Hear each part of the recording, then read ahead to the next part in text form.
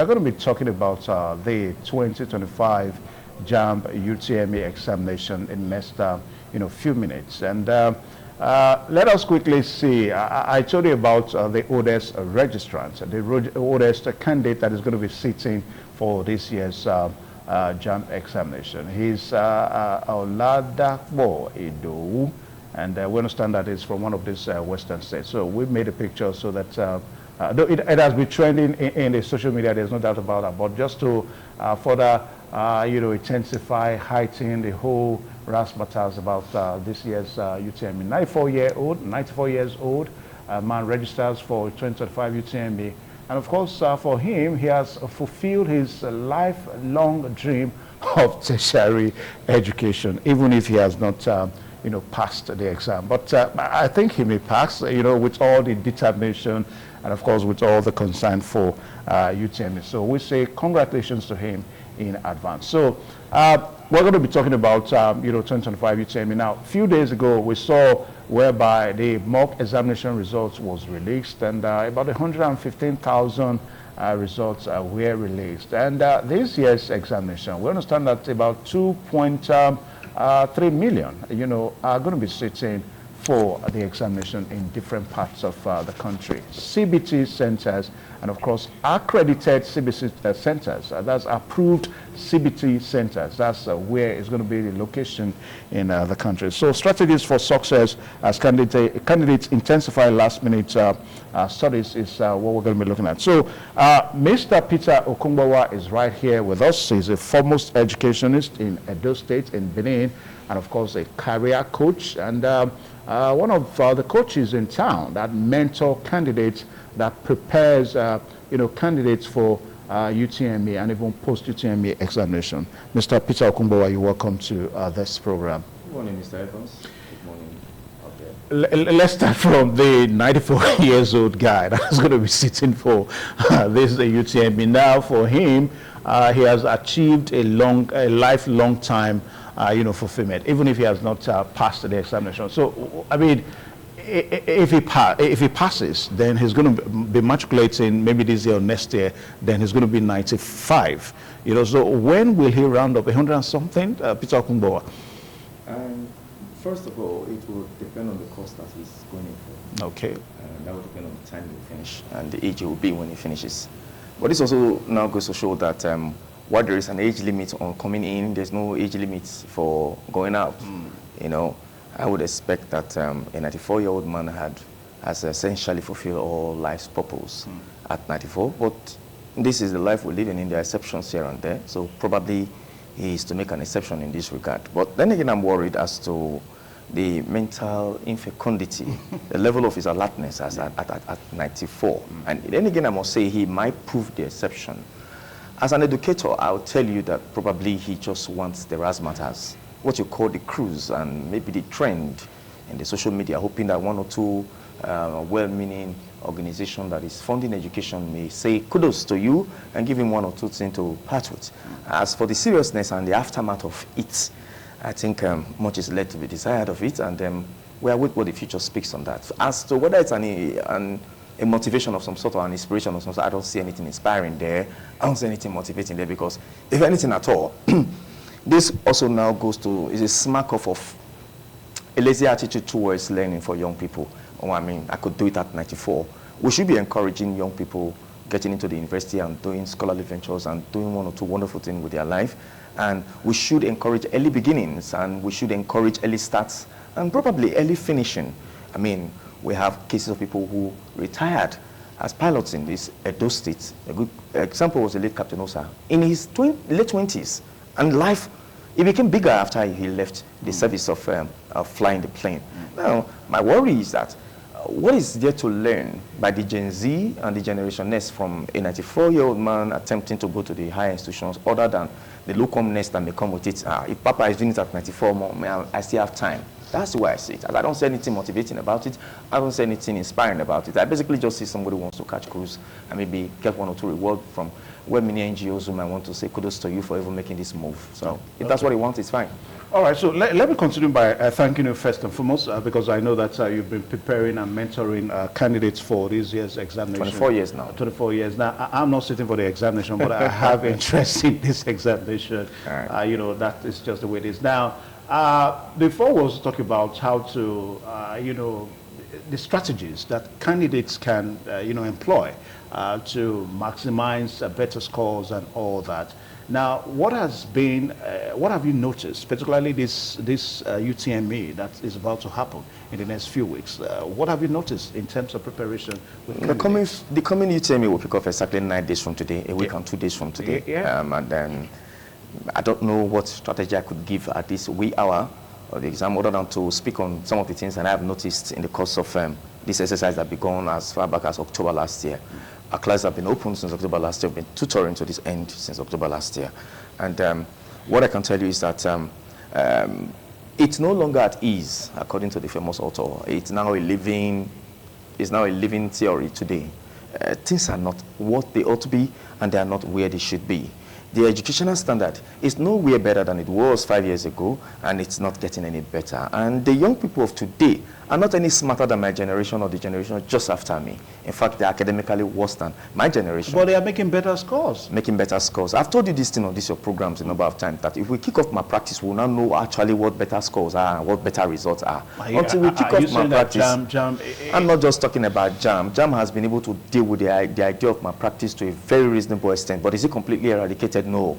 I'm saying is that other examination bodies where they qualify before they go and write JAM, not until you fight my practice, I don't even know what to say about the idea of are these children doing better than my generation, because we still write better letters than they do.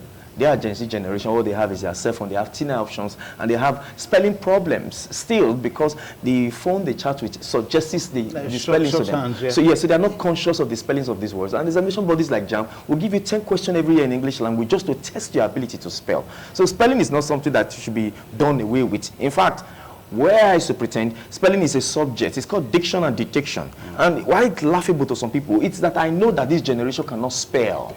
The girls wear brassiere. They can spell the brassiere that they wear. So that we don't generalize. The reason I use the word in that term is that the proportion of those who can actually spell some of these words they use on a daily basis are quite the insignificant number compared to the larger number. So where we do our stuff, we bring them first of all to the consciousness of this and why it matters. Some may not know why it matters. So you have to let them know that every year, 10 questions is going to come out in English language to test your ability to spell. Oh, they now begin to see why they should take the detection class seriously.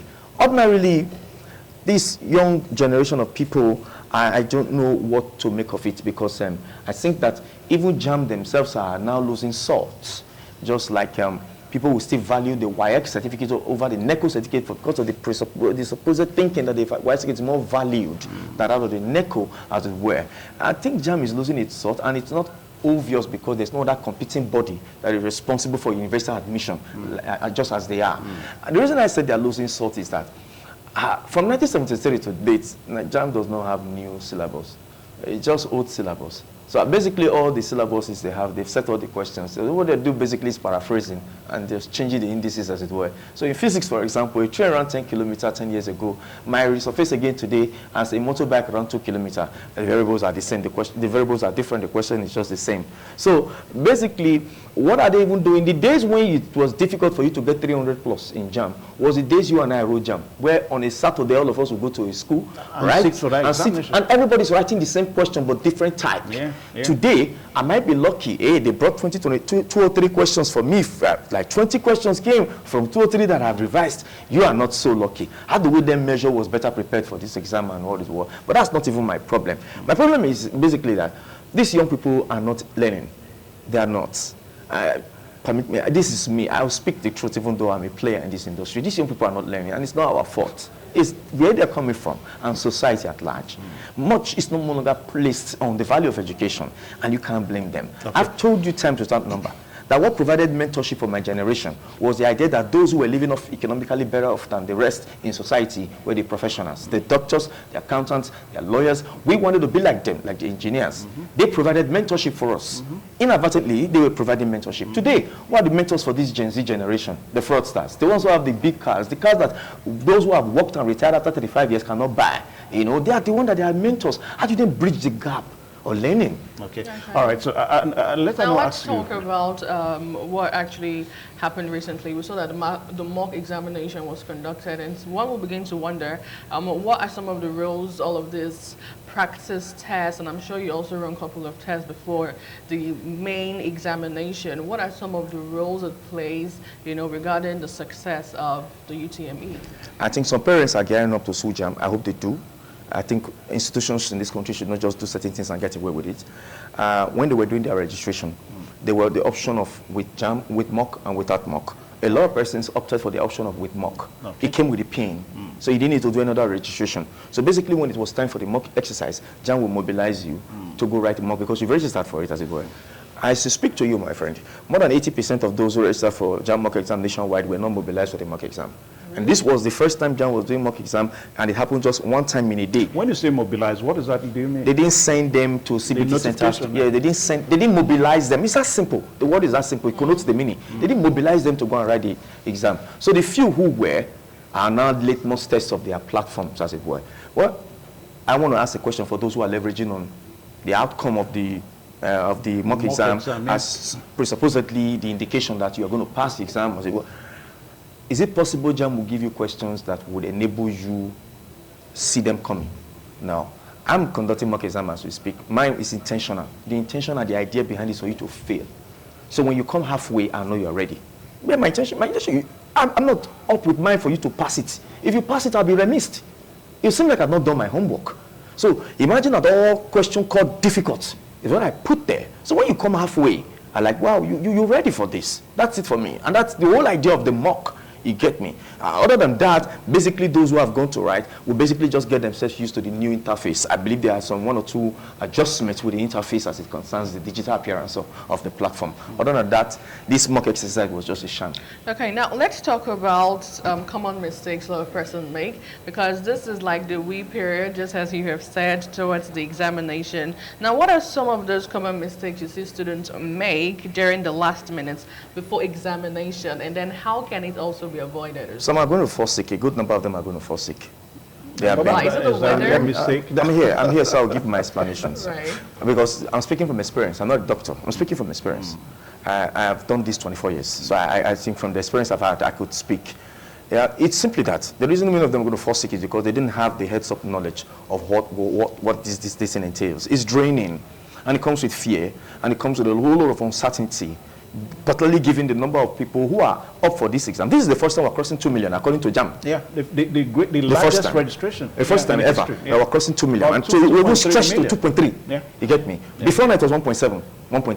That was the highest we've gotten. So this number out there is causing a great level of psychological imbalance for young people. The whole sort of, I want to be a doctor in this life, and the carrying capacity of our higher institutions versus the number of people who want to apply to be medical doctors is now a trepidation option for them. It's costing a lot. So studying, having the equanimity of the presence of mind to study, combating with the reality of the Nigeria situation as far as the entrance examination process goes, it's already pressure in itself. Another pressure will be all other environmental factors around these candidates.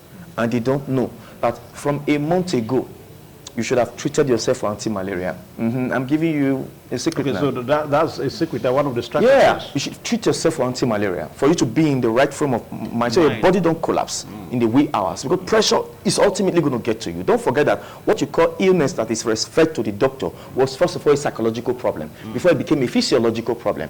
At the psychological level, on this you can deal with it. Home front support is needed. Parents coming through for you.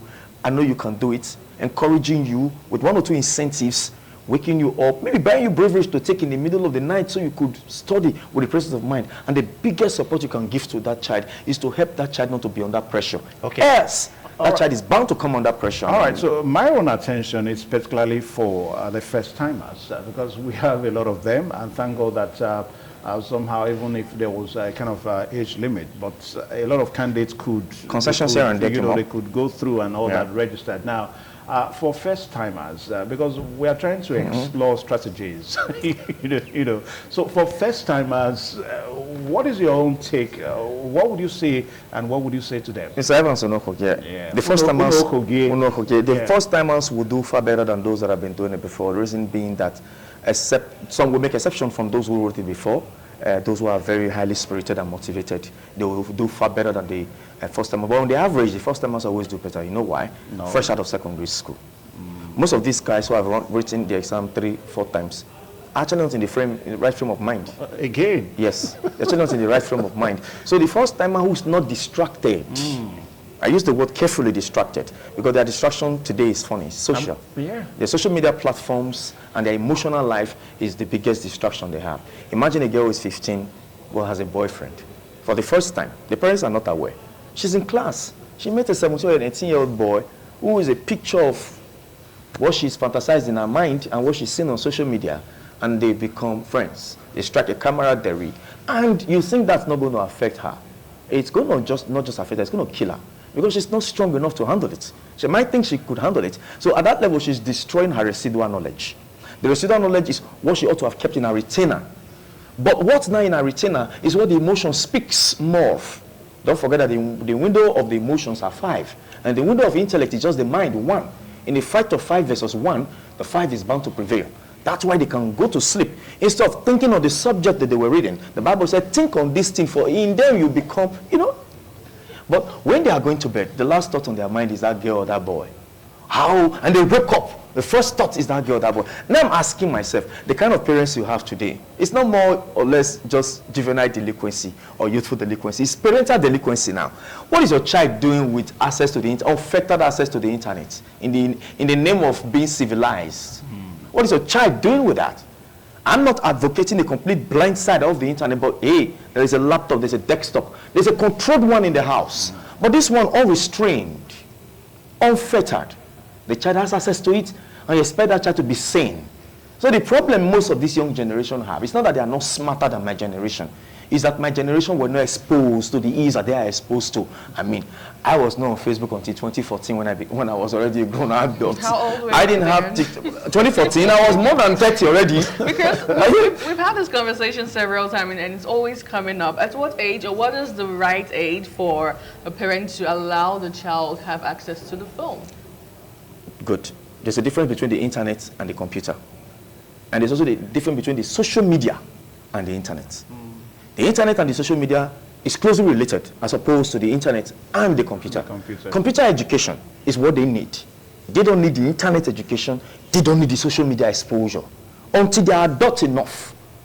And a lot of persons, they don't even want to go for computer education. What are you telling me? They already Mr. Evans, Mr. Evans, just yesterday, it came to me, my thought again, that parents are not intentionally educating their children to position them for the challenges of the future. If they were, they'll be patronizing computer institutes more than even our institutions, even our higher institutions. Because the future of this generation is actually on the internet space. Anyway, away from that now, a while ago, you even mentioned it, that this year's examination, is going to be the largest in terms of the candidates so that far. JAMB is going to be entertaining, about 2.3 million candidates sitting. And it's within an expanse of about 10 days, between 25 and on, I think about 7 or 8 of May.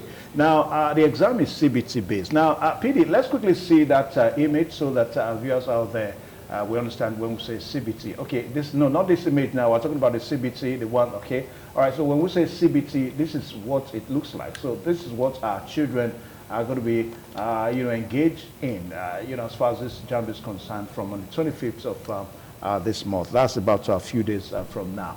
Now, Peter Okumbowa, 2.3 million against the backdrop that we still have some people, some of these youths, they believe that, hey, education is a scam. I don't want to do anything education. But hence, we still have the number keep on increasing, the greatest this year. What would you say about that? Well, it also goes to show that Nigeria as a state is not intentionally developing her youths. where everybody see this narrow path as the only way to success is an error in today's world. I think that education in itself should be dichotomized in a way and manner that there should be institutes that are deliberate about reducing the numbers that JAM have to their side. I think that there should be a whole new curriculum. Reducing the number that JAM has? Like this 2.3. To start with, 2.3 cannot be accommodated by our tertiary institution. No, we don't have the current capacity. Not all of them will pass in the first place. The idea that I'm still on is that if this number have gone this way, is that there are no other options. I'm advocating options like the Nigerian society should develop a curriculum from scratch to finish, where people acquire knowledge of the ICT. The Nigerian society should build monotechnics strictly for this, so that people who want to be IT learned, who want to be IT experts, can take another exam to qualify them into that training. So that those, the interesting thing about such an institution that I'm advocating is that while you are still an undergraduate, you are making money already. It's an institution that it puts work to practice. It puts learning to earning, not this one where you acquire mostly theoretical knowledge, and at the end of the day you are looking for job applications. And I also think that the Nigerian state should also be deliberate about another institution from scratch to finish on agriculture and the good and the dividends of agriculture.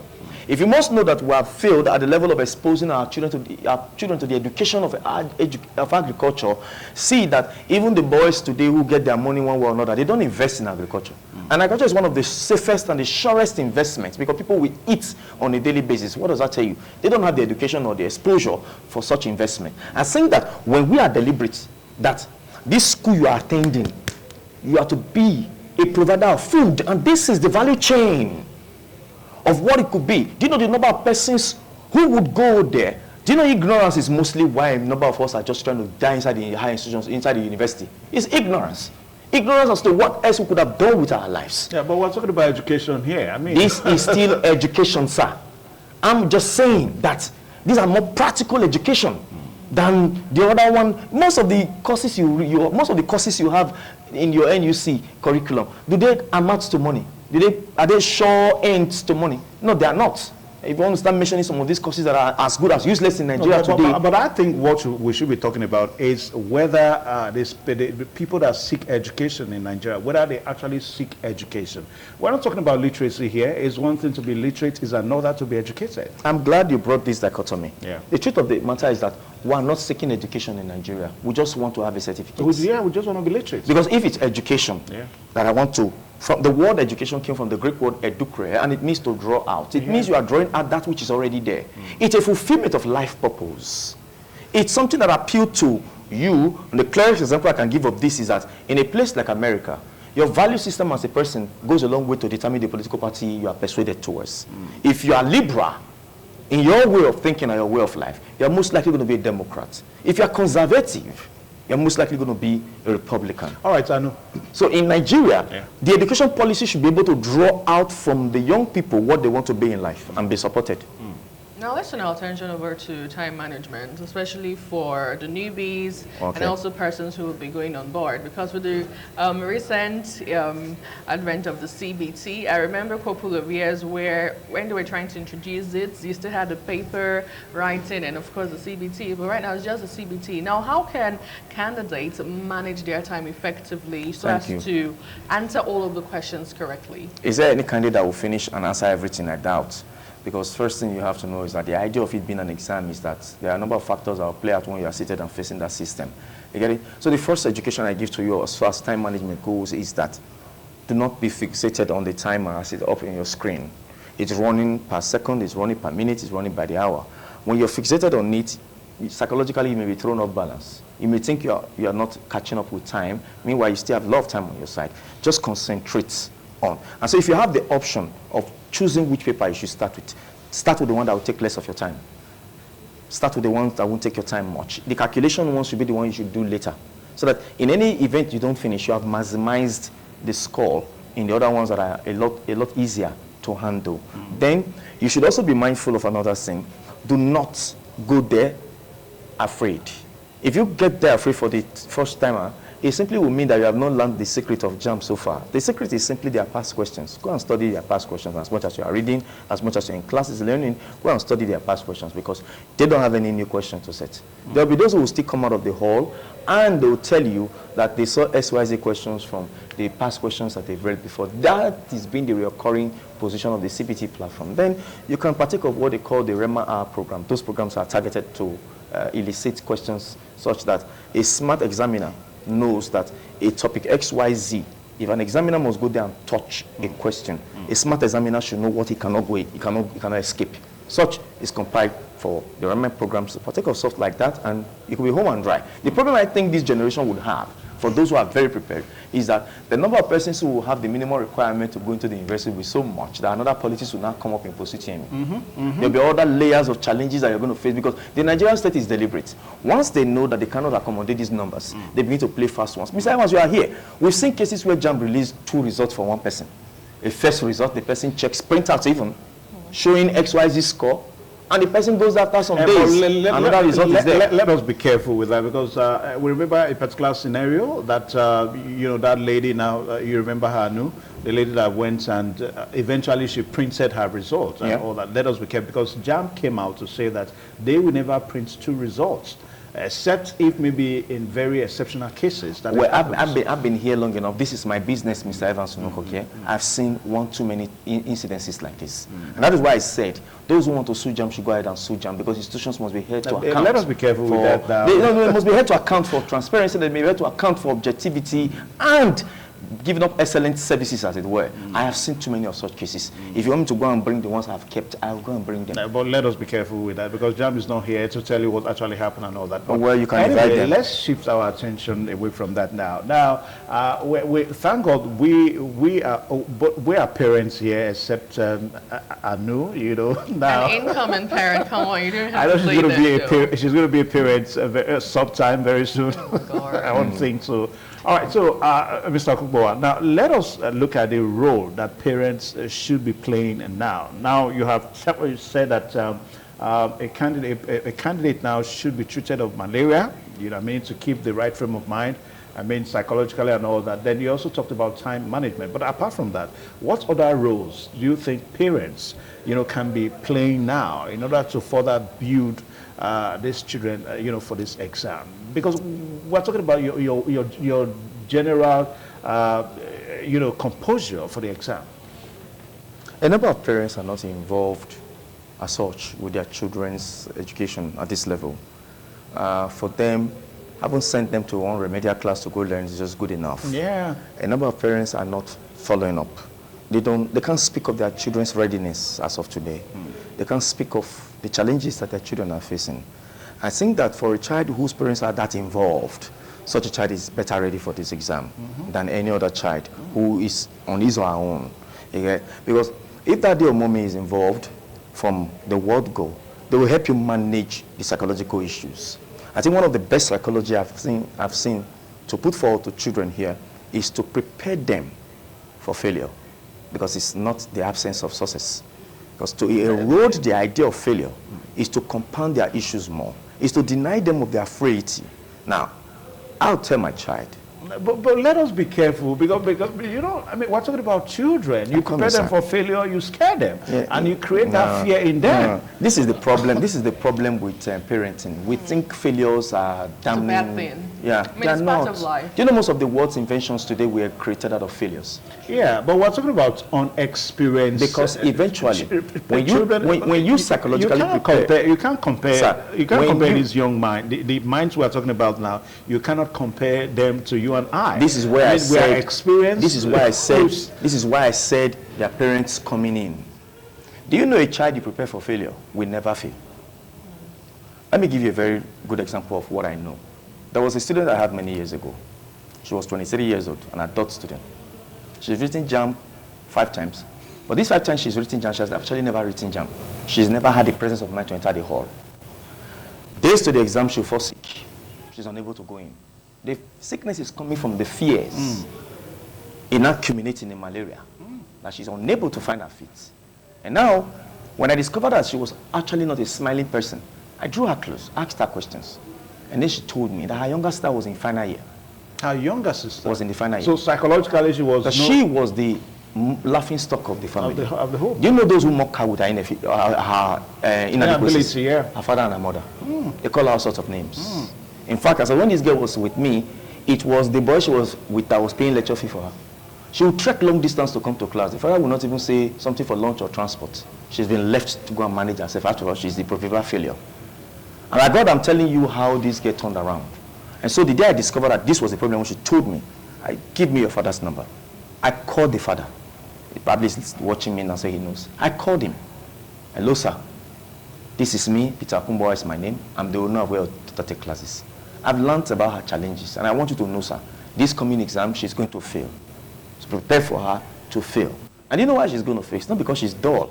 It's because you and the mother have made it your business to remind her of her weaknesses and never her strengths. So prepare for a child that would fail continually because you have failed as a father. I was that brutal with him, and I hung up the call. And the following day when this girl came to class, she was beaming with a smile. She hugged me. That was the first time I was seeing her in such elements. And I asked her what's happening. She said, Mr. Peter, I don't know what you told my daddy, but this morning he told me that he gave me transport fare and gave me money to buy lunch, and told me that even if I don't pass this one, I should not worry that his money will enroll me for the next one. Yeah. That became the catalyst. She didn't want to disappoint her father. Long story short, this girl got into Delft that year to study English and literary studies. She's a graduate now. I'm married with 3 kids. So you see where I'm coming from? Experience. I have knowledge of this thing. You preparing them to fail is not actually preparing them to fail. It's for them to appreciate the option that is on the better option on this side. To prepare better, not to land on this side. Are you not the one that said that failure to prepare is already failure? You know, you understand that adage. It's simply what it is. It's psychological reverse psychology. When you give them this option and you provide the psychology behind, they cannot fail. Okay. Well, a while ago, you tried to, hint something that I think we should also talk about now, quickly because of our time. Now, 2.3 million is a huge number. The highest, and of course, yeah, there's no doubt that that is going to further compound, admission issues and all that. Now, let us look at it one more time. JAM now, one thing that I think JAM should be doing in order to streamline the number of candidates that they get yearly. Now, JAM will never request for, do you have what it takes to actually sit for this examination? In the first place, do you have your O level? A lot of candidates that register for the joint admission examination, they are probably, they've not written their WAEC. I mean, this JAM is going to come before the next major examination. And of course, I mean, Peter, remember our own time. It was your WAEC examination first, your 5 credit first, before you even think of the JAM examination. But this time, it's the other way around. I'm glad you mentioned that was when it was JAM, Joint Admission Matriculation Board. Now it's the UTME. But still, under JAM as a board. There were a lot of undercurrents that came into the creation of the UTME away from the JAM, as it were. So there was a marriage of convenience between WAEC, NECO, and JAM. They had to come to a coherent understanding that the O-level curriculum cannot be different. Because prior to that time, you could have different novels for literature students for WAEC, and there are different novels for WAEC. So they had to do a marriage. And in that marriage of convenience, they also needed to put into consideration the calendar of the year to accommodating those who are going to write WAEC that year and those who are going to take JAM that year. So basically, the calendar is such that if you're taking WAEC for the first time and taking JAM for the first time, you could still get into the university, and I don't think there's nothing wrong with that. You get me? It's just that in the overall, I'm a very different person, maybe coming from the experience I've had. I might get to a point where my kids will finish secondary school and don't go into the university directly. I might have to take 2 or 3 years out of their life to teach them programs on the ICT that they can depend on after the university. So they will go to the university as informed adults. That way, what informed them as adults is not just age on their side, but extra knowledge to making them appreciating the complexities of life and making them understand that they are better ready and footed for the future of the future of Nigeria and the future of the world, as it were. But that's just me thinking. And a student in any way becomes the SI unit for other parents to now determine the course that their children should go. You get me? We still want to raise doctors at the age of 19. We still want to raise surgeons at the age of 2021. We still want to raise PhD holders at very early stage of our life. So basically, that the problem we're having in this country is that we're not taking the model of other countries that we're imitating completely. In the US, for example, if you're a basketballer, the grades on the pitch is higher than the academic grades. The grades on the pitch speaks more for your qualification than the academic grades, because in the end, the knowledge of the classroom is exactly going to be hidden and placated in the knowledge that is actually required to be displayed on the pitch, as it were. So the knowledge base, the academic and the educational policy of this country does not even exist. If it existed, those who are interested in the university will know why they are going to the university. Those who are not going to the university are going to other institutions of learning, and they know why they are going to other institutions of learning. So I think it's a wake-up call for government to sit back and ask themselves what they really want to do with this younger generation. I was speaking with people from a college of education, Igoriahi. They came to me yesterday to scoop. And I told them the best way to grow a college of education, Igoriahi, is to make it an institution that produces food and that have food in the chefs, in the shopping malls all across the state. That way, those who want to come into the college are seeing that, yes, this is a product from there. So I feel like this is very vital as we tend to leave the conversation here. How can candidates manage examination anxiety? Because it's going to be a lot. I feel like all of this is just verbally speaking. Let's go to practical one. How can I manage anxiety on that day? Remember that whatever the outcome is, you are more than what the outcome is. The outcome of this cannot be exactly speaking to your abilities and capabilities. And remember that your life is much more precious than whatever the negative outcome of this might be. And this is the truth of it. Those who started building today or who built yesterday were the ones that built the old-fashioned homes. Keep up with your head, put your head down, and tomorrow you might look back and say, yeah, there was God in all the plan of what supposedly became or what could have been called my failure. I have practical instances of that. Professor Erediairo was my classmate in secondary school. I entered the university before him. And I remember that when we were in secondary school going to SS3, the father, because he failed English, the father said he should repeat SS3, SS2. He was crying. We finished secondary school, he was not promoted to SS3. Yeah, but he's a professor today. Yeah, let's be careful with Professor Erediairo that he may not like that. All right, so once a very big thank you to Peter Okumbowa, the coordinator of Test House Tutorials Gorilla Brains in Benin City here. And of course, the proprietor of Cavalry Crown Academy, also a foremost education facility and school in Benin City here. I want to say a very big thank you, educationist and career coach. You know, I hope our candidates, I know they have watched this program today, and of course the parents also, please, you need to prepare them psychologically and treat them so that they will be in the right frame of mind on that day. So the joint admission examination this year is going to be between 25th of this April till about, I think about 8-9 of May, about 10 days in between, you know, for that exam to be written. Different CBT centers all across the country.